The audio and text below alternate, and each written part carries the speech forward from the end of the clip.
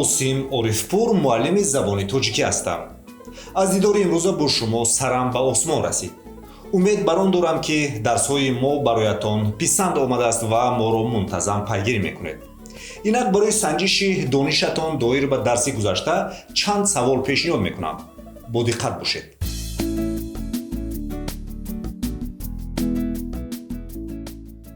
ҳамсадоеро гӯед ки дар аввали вожаҳо ҳеҷ гоҳ намеояд.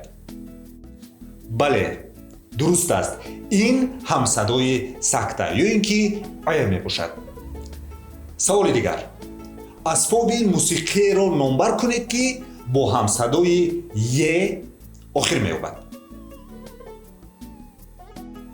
ин асбоби мусиқӣ най мебошад.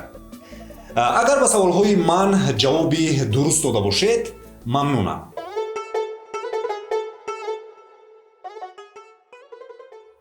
ҳоло бошад дарси навро оғоз мекунем.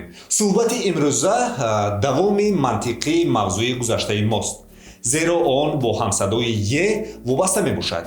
дар алифбои забони муосири тоҷикӣ 4 ҳарфе мавҷуданд ки номи умумияшон ёдбарсарҳо мебошад.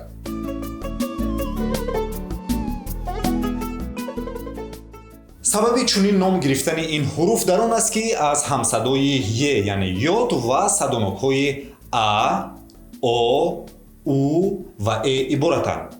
агар дар матн ҳамсадои е бо садонокҳои а, о, у ва э ҳамроҳ ояд, он гоҳ ба ҳарфҳои ёдбарсари я, ё, ю ва е навишта мешавад.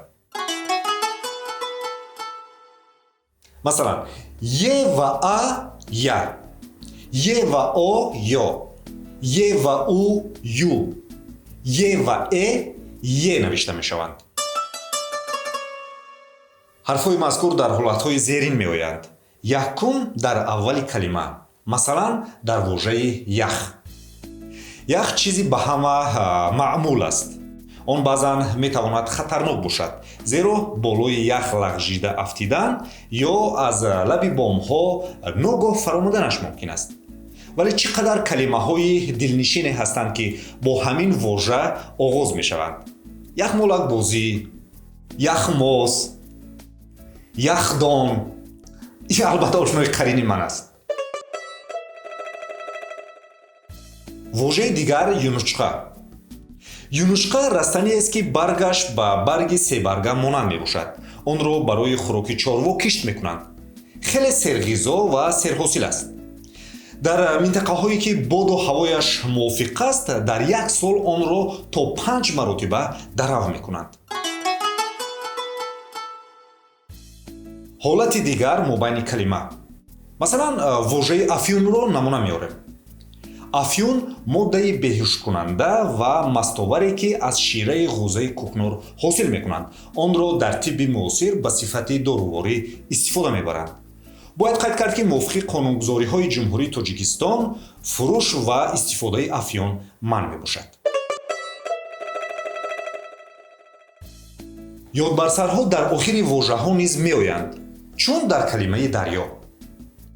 дар кишвари мо дарёҳо хеле зиёданд. аз ҳисоби он ки 93% Тоҷикистонро кӯҳҳо ташкил медиҳанд, дарёҳои кӯҳӣ инҷо бештар вомехӯранд. дарёчаҳои шух обро аз санг ба санг зада манзараи дилфиребро эҷод мекунанд. аксари сайёҳатчиён маҳз барои тамошои чунин манзара ба кишвари мо меоянд.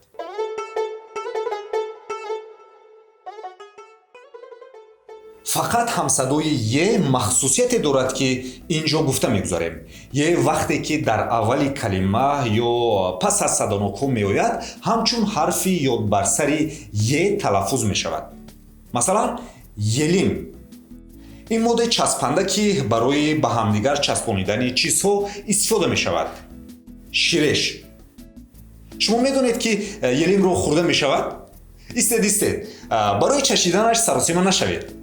ман елими дарахтҳоро мегӯям, яъне онро шилм низ мегӯянд. вожаи дигар садое.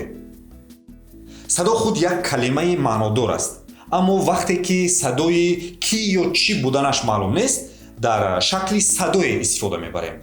Масалан, аз хона садое баромад. ҳар чизи номаълумро ҳамин тариқ инъикос кардан мумкин аст. олуе, доруе ва ғайра.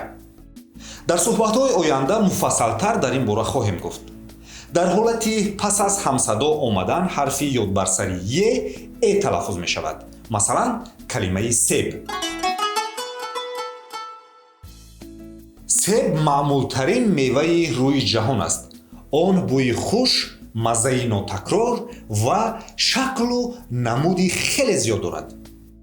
дӯстони азиз, инҷо ба фарҷоми барнома расидем. ҳоло калимаҳои навро бори дигар такрор мекунем. ях, юнучқа, афён, дарё, елим, садое ва себ. бо шумо будам ман Осим Орифпур. То дарси дигар, худоҳофиз.